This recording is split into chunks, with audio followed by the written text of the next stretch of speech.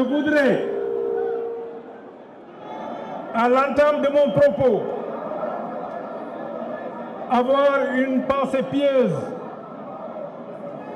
aux familles et rendre hommage aux victimes de toutes les violences, mais aussi à celles des naufrages et accidents de la route.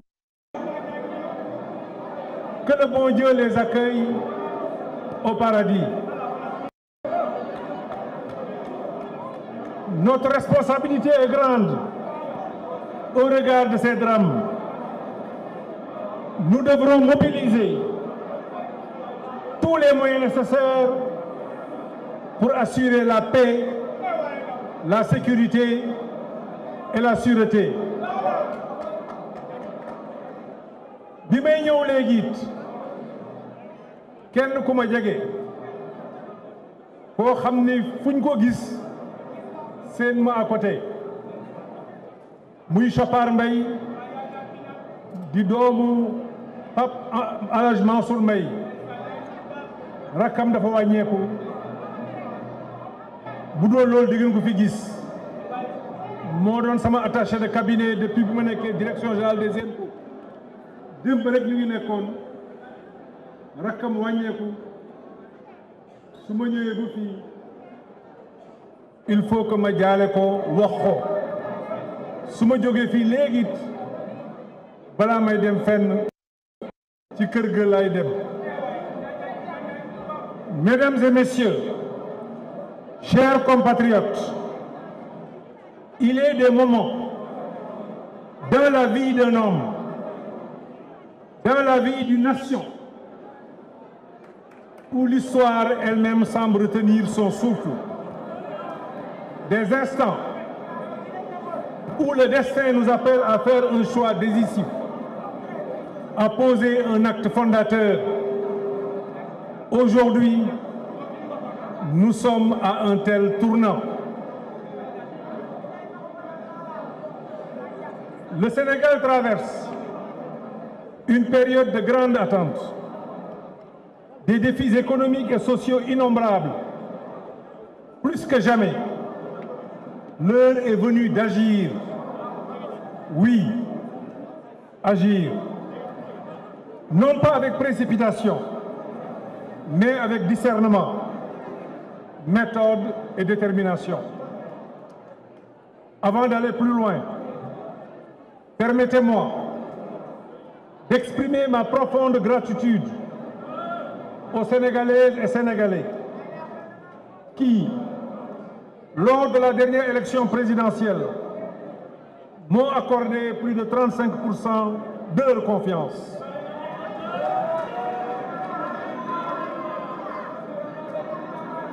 Cela représente une immense responsabilité.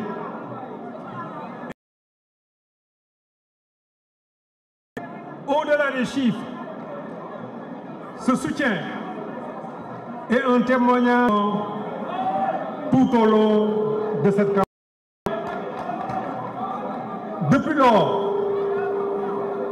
de nombreux appels et ma propre formation politique. Je vous ai entendu, je vous ai compris, et après mûre réflexion, j'ai décidé de répondre à cet appel.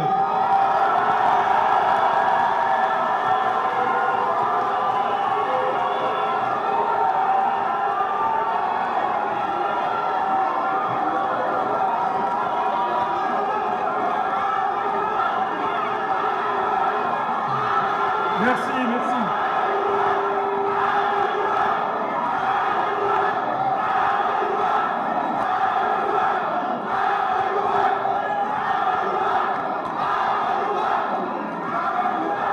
C'est pourquoi, mes chers compatriotes,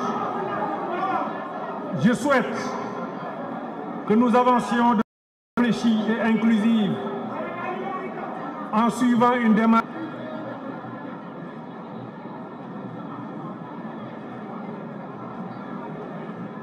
Cette semaine,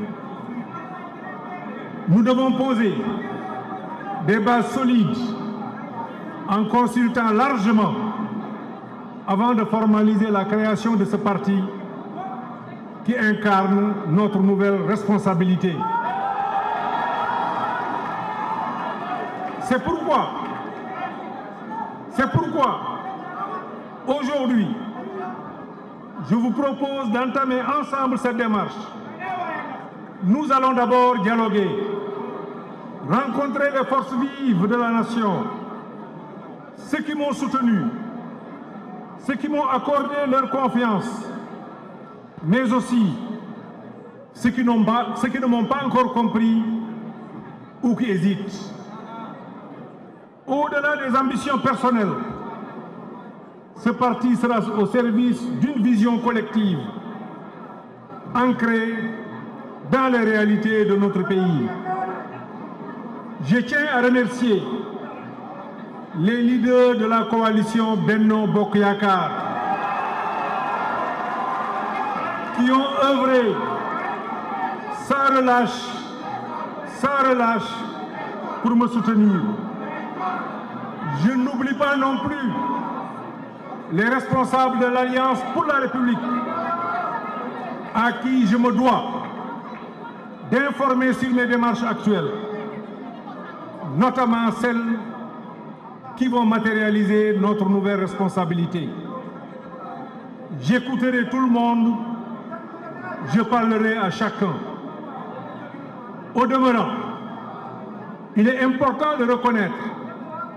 que malgré les efforts déployés par certains, des dysfonctionnements internes à notre camp ont freiné nos ambitions communes. Nous devons tirer les leçons de cette expérience pour bâtir quelque chose de plus fort, de plus sincère et de plus solide, tant au Sénégal que dans la diaspora.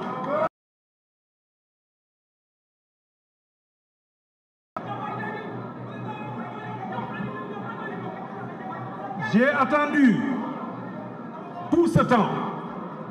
pour que l'on puisse discuter, échanger, évaluer nos forces, nos faiblesses, nos difficultés. Mais en vain, mes chers compatriotes, je tiens à exprimer religieux, dont les prières et le soutien spirituel de toute la nation. Votre engagement d'inspiration, et je vous en remercie très sincèrement. Le Sénégal en a besoin aujourd'hui plus que par le passé. Je vous remercie également, chers participants, ainsi que le comité qui est à la base. Nous allons poser les fondations d'un avenir meilleur pour notre pays. Filles du quotidien et nos entrepreneurs luttent pour urgente, concrète et réaliste. Croyez-moi, ne sera pas un de plus. Il sera fondé sur l'écoute commun. Il sera un outil du peuple pour défendre la justice sociale. Nous allons amorcer une démarche qui repose sur le dialogue avec toutes les composantes de la société. Nous irons à la rencontre des Sénégalaises et des Sénégalais, dans la diaspora, dans la région, chaque département, chaque commune, chaque quartier. Nous ne viendrons pas avec des réponses préétablies. Nous écouterons tout d'abord. La réalité du terrain. Je ne cherche pas à construire un parti pour une élection. À entamer une tournée nationale pour rencontrer ceux qui m'ont soutenu, mais aussi ce dialogue est essentiel.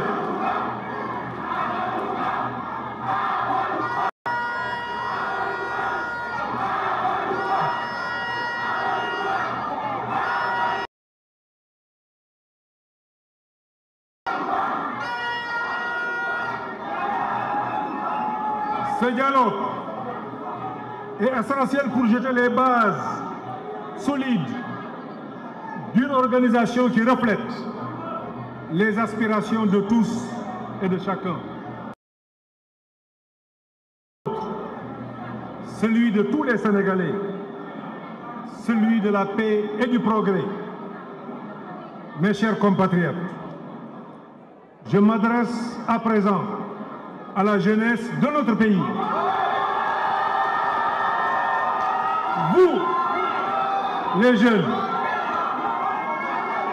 qui portez sur vos épaules les rêves de demain, vous, qui êtes l'espoir de vos familles et de la nation tout entière, vous, qui êtes les bâtisseurs de demain, je comprends vos frustrations face à un avenir qui semble parfois incertain. Mais je vous le dis, ensemble, nous trouverons les réponses à vos préoccupations.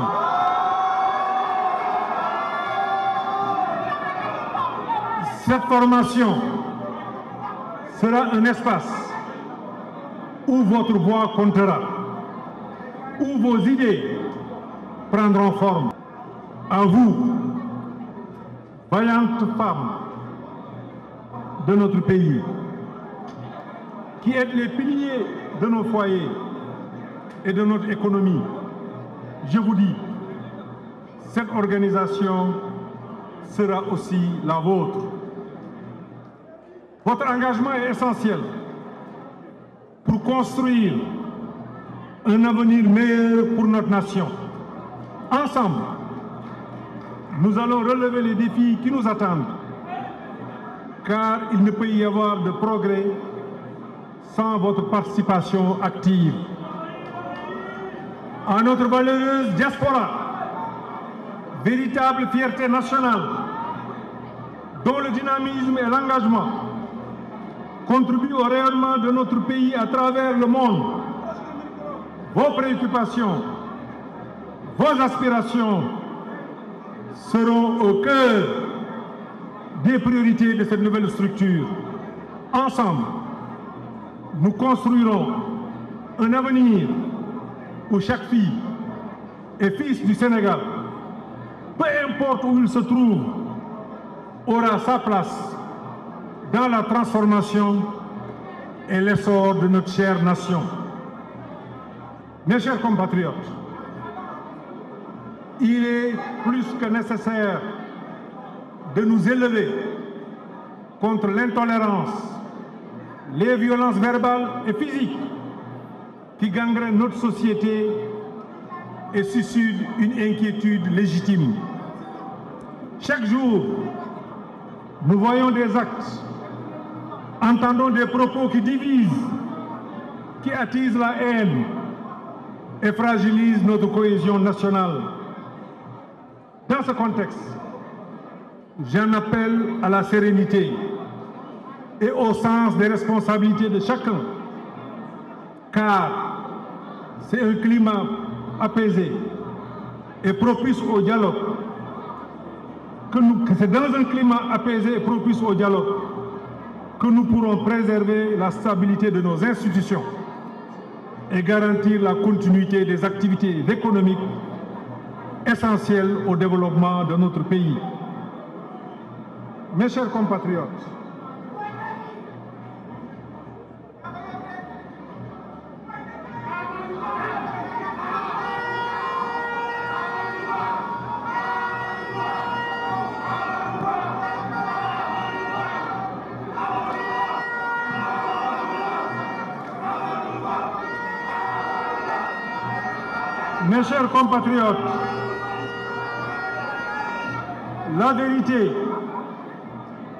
la vérité ne doit pas être tributaire de nos positions ou des circonstances du moment. C'est pourquoi je tiens à rappeler ici une vérité que j'ai eu à souligner devant l'Assemblée nationale lors de ma déclaration de politique générale et qui reste encore actuelle. Je disais, Une nation ne se bâtissait pas sur la haine et l'adversité.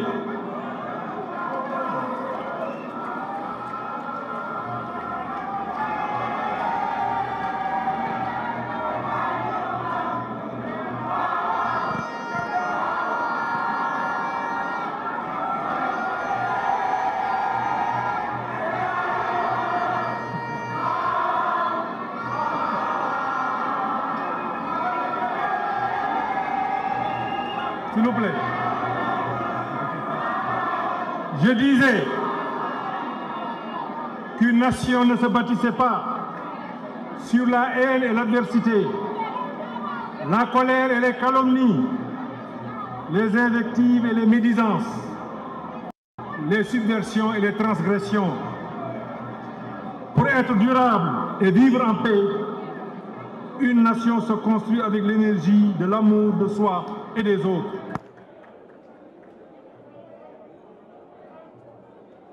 Inconditionnel pour la patrie. C'est cette énergie de paix, d'unité et de respect mutuel que nous devons cultiver pour construire ensemble le Sénégal de demain. Notre pays a besoin aujourd'hui de sursaut, celui de toutes ses filles et de tous ses fils dans la responsabilité pour consolider la paix en vue de bâtir un Sénégal de prospérité. Mes chers compatriotes, nous avons encore du chemin à parcourir, des défis à relever, des obstacles à surmonter. Mais ensemble, nous bâtirons un Sénégal plus juste, plus prospère, un Sénégal où chacun aura sa place. Nous vous proposons un instrument de transformation, un outil au service du peuple pour un avenir plus équitable. Je vous invite à prendre part à cette nouvelle dynamique, à apporter vos idées, vos suggestions et votre énergie. Le parti que nous allons créer sera un parti du peuple, par le peuple et pour le peuple.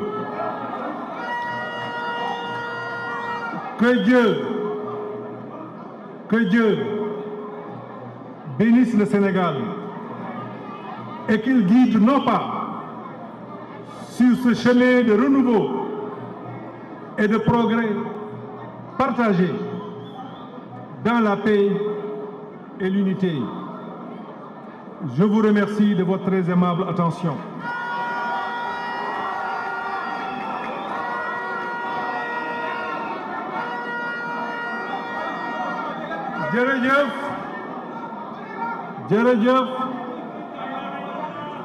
jërëjëf mbokki Sénégal maa ngi leen di nuyu ku nekk ci turam ak santam di leen baal àq di leen baalu àq di leen masawu bi élection yi passé ak léegi defuma benn xew-xew pour waxtaan ak sénégalais yi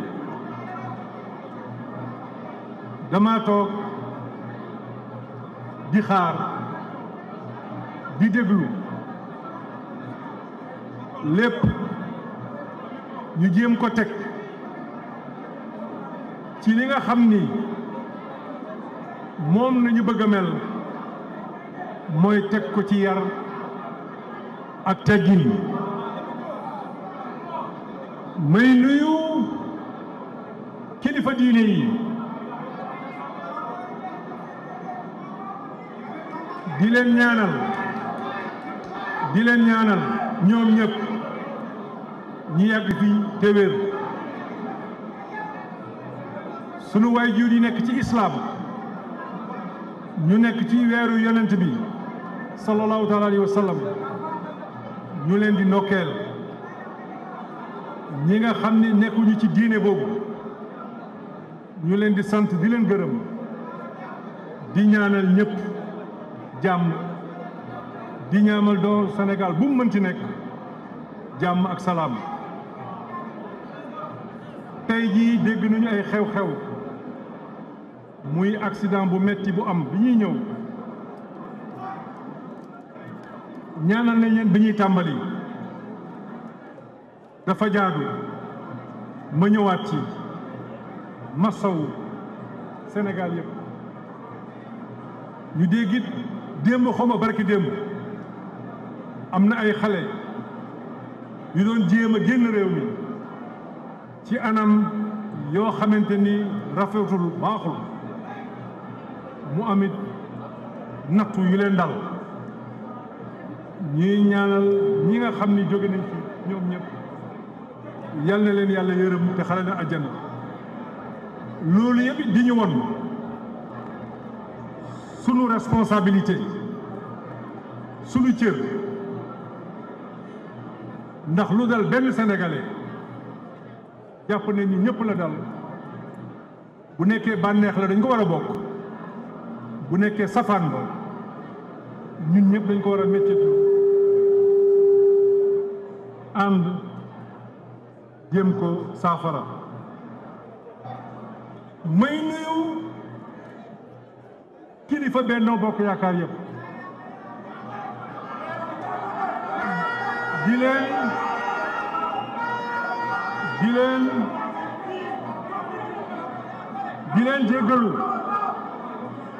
di leen jéggalu dinaa ci ñëwaat léegi ndax xew-xew bi comité d'initiative bi dem leen a bàyyi ak lépp li ngeen fi gis yëpp ci wàllu organisation li ngeen fi gis yëpp ci wàllu mobilisation seen pas-pas seen yéene ak seen bëgg Sénégal jëm kanam moom lañ ci def Benno Bokk Yaakaar looloo tax man sam bopp woowuma ci kenn invité wu ma kenn def nañ ko ñëw ngeen maa ngi leen ciy jéggalu waaye ni ma ko waxee sànq ci kàllaama nasaraan ku nekk ci yéen dinaa sol sama dàll dem ba ci yow wax ak yow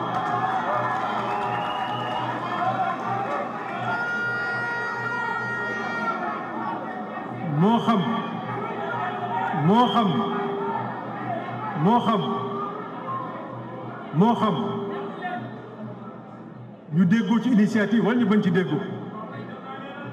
mais sama wareef mooy ku nekk ci yéen ma tàllal la loxo wax ak yow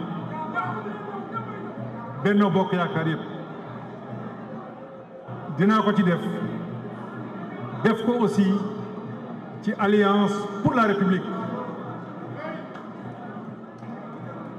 ay la yéwén ñi ëpp ci yéen jàpp nañ ci bu baax a baax loolu mooy dëgg it ñëpp ci yéen dëgg la balaa élection yi di am ci campagne amoon nañu tuuti jafe-jafe loolu yi dëgg la mais loolu pour man mi ngi ci ginnaaw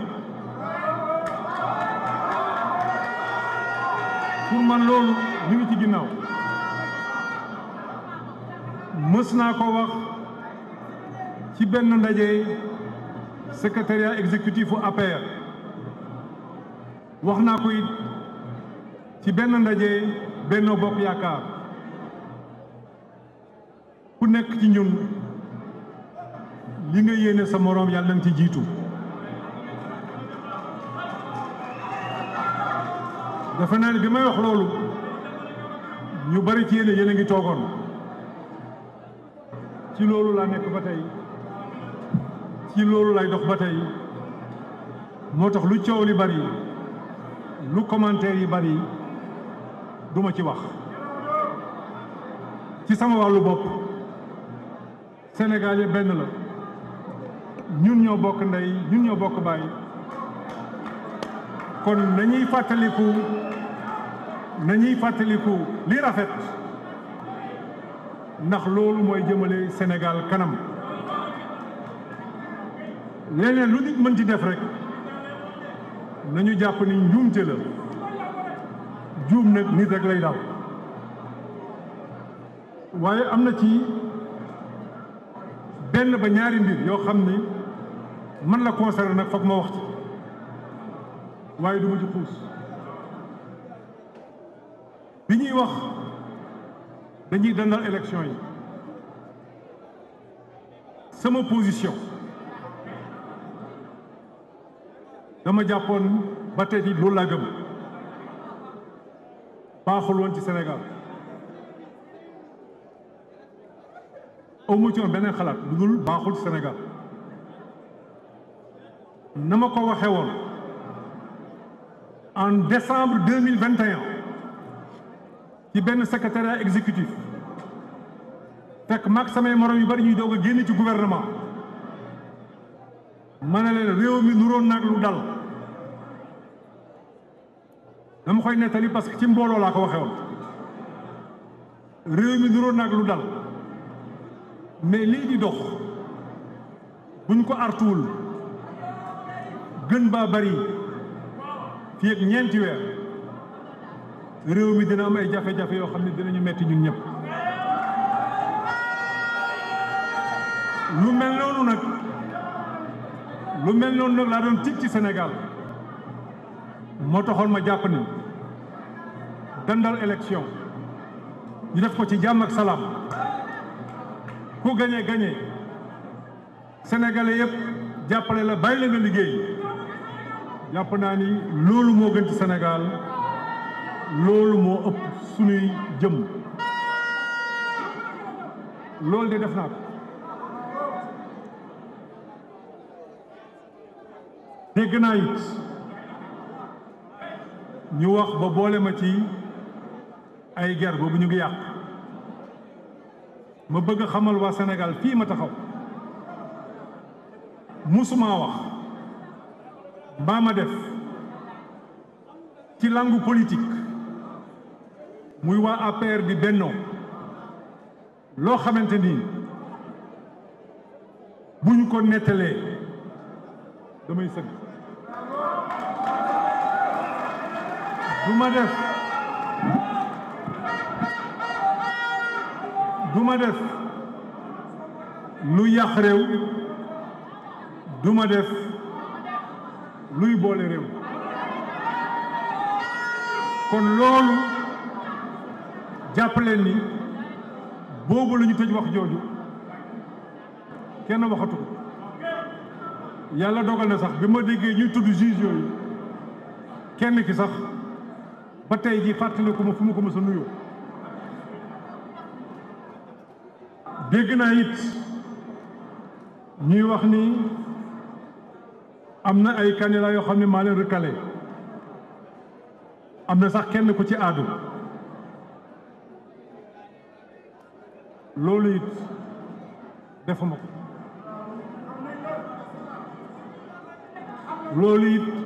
ko bi ñu tollee ci recours yi ma waroon def naa ko teg ko ci yoon ñëpp yëg ko ñëpp gis ko loolu nag droit ak yoon may na ko candidat bu nekk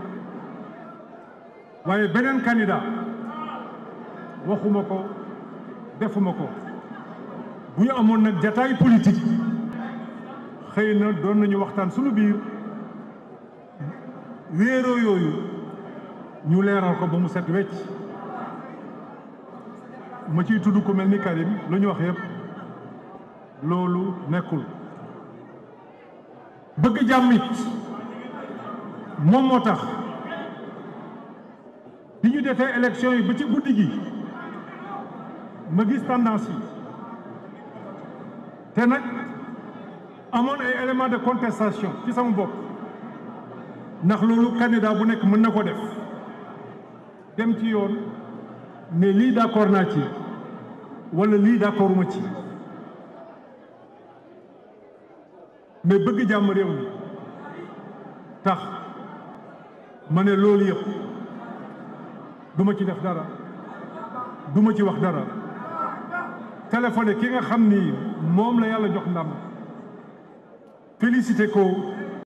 ñaanal ko bàyyi ko muy liggéey ndax bu amee ndam Sénégal yëpp ay am ndam ñu ngi nag déglu gouvernement bi ndax yàlla daf ma dimbali ma am ay jaar-jaar yàlla dimbali ma gis yu bari fekkee yu bari kon man bu may wax ci mbir rawatina réew niñ ko téyee damay xaar ba am jumtukaay yëpp jumtukaay yi nag mooy loi yi doxal réew mi décret yi muy àndal wala programme yi nga xam ne am nañ ko yooyu bés buñ ko gisee rek incha allah dinañ ci wax suñu xalaat de la manière la plus constructive ndax bu dul loolu loo wax rek daanaka ci nit nga koy jëmale kii nii la mel nële la mel te loolu doonul loo xam ni dina yokkal réew mi dara may nuyu nag sama xarit yi nga xam ni ñoom ñoo organiser lii ñoom ñoo def lii Cheikh Oumar Anne maa ngi lay sant di la gërëm gis naa sa pas-pas sa engagement yow Aliou Sall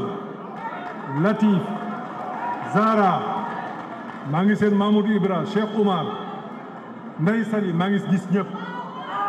yéen ñëpp maa ngi leen di sant yéen ñëpp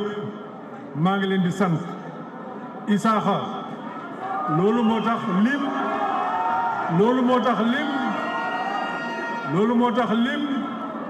wóorul Moïse Sarr le maire de Sakal ndax yéen la woon ca njëlbéen Omar Sow yéen ñëpp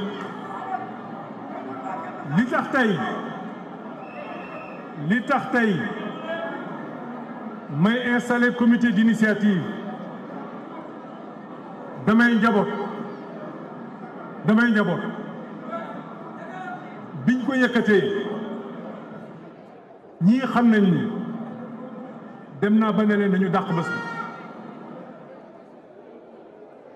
ndax boo dee njaboot ñi ma wax dañoo bëgg a ñëw ñi ma wax dañoo bëgg a bokk ñi ma wax kenn waru leen ci jiitu dëgg ne xel dama dem ba ci yàgg yéemu sant yàlla toog sama biir néeg ne man xawma lan laa defal sénégalais yi moo tax ma ne leen nañu changer processus bi nañ ko changer au lieu ñu jógee du sommet vers le bas dañuy jógee ci suuf jëm ci kaw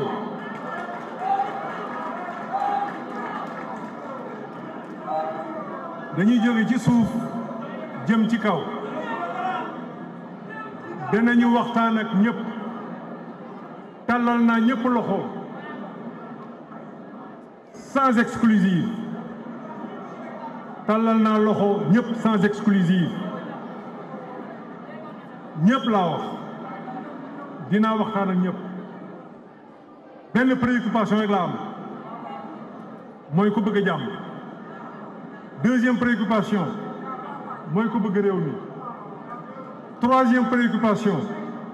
mooy ku gëm démocratie quatrième démocratie mooy ku jàpp ni liggéey rek la ñu war a def ku bindoo noonu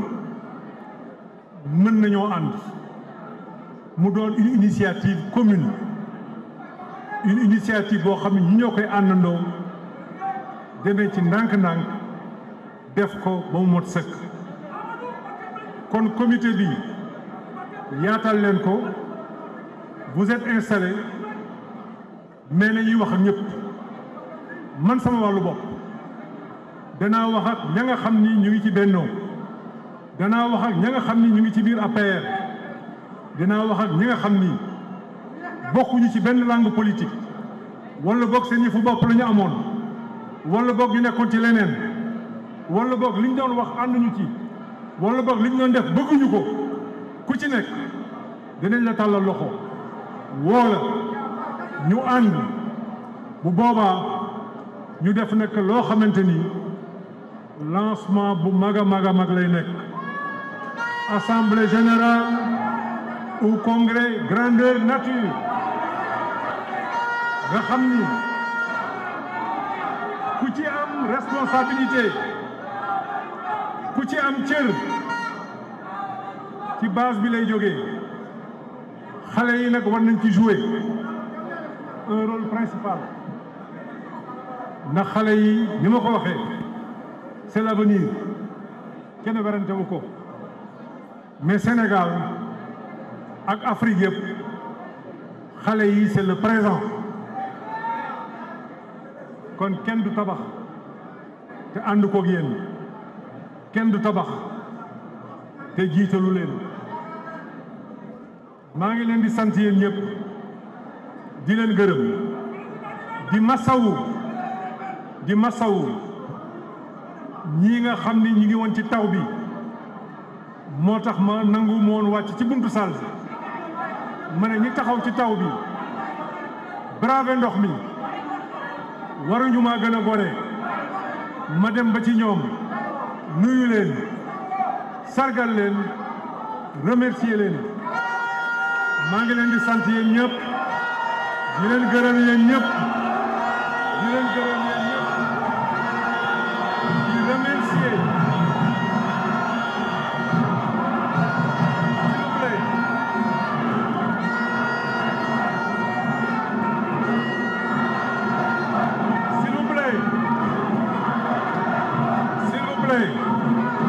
s'il vous plaît, s'il vous plaît, s'il vous plaît, s'il vous plaît,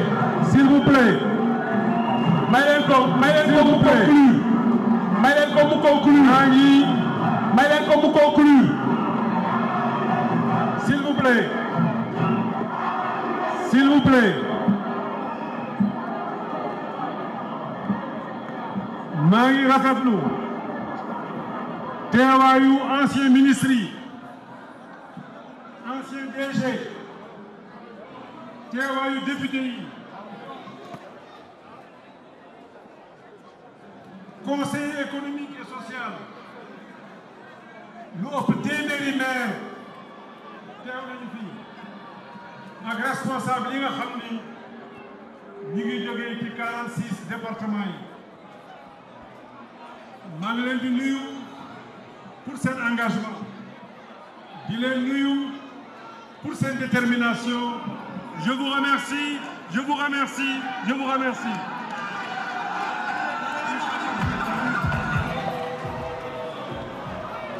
Donc, bokk nañu ko ñu kon Amadou Ba ñu xëy rendez-vous.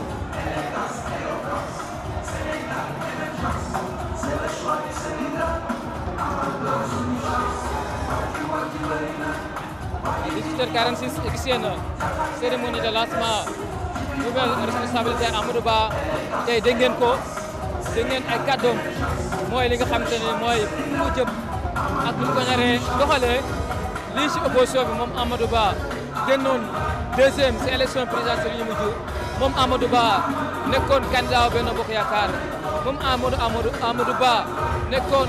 candidat wu APR moom Amadou Ba tey mi ngi woo askanu Sénégal mi ngi woo bépp leader politique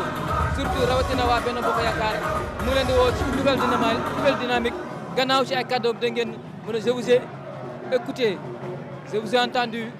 j'ai réfléchi 1000 fois day jëm ci li nga xamante ne mooy une nouvelle forme d'organisation politique ci beneen cadre maanaam Amadou Ba si jamono yu ñu jëm gannaaw bu defee consultation yi gannaaw bu demee toog waxtaan ak waa Benno Bokk Yaakaar waxtaan ak opposition bi waxtaan ak kilifa diine yi waxtaan ak bépp responsable ci gisinam ci doxalinam ci politique moom Amadou Ba gannaaw loolu bu wéyelee ci loolu dina jëm créer parti